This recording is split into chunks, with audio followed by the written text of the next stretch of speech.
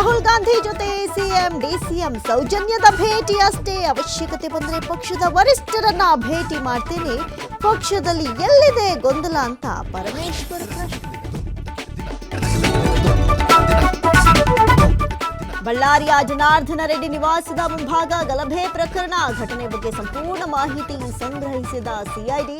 ಇಂದು ಬೆಂಗಳೂರಿಗೆ ಅಧಿಕಾರಿಗಳು ವಾಪಸ್ ಬರೋ ಸಾಧ್ಯತೆ.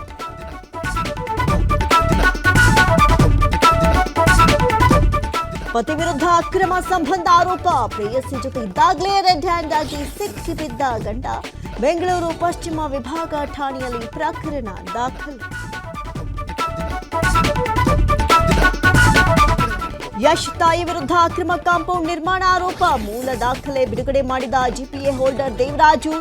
ರಾಮಕೃಷ್ಣ ಎಂಬಾತನಿಂದ ಮೋಸ ಎಂದು ಆರೋಪ.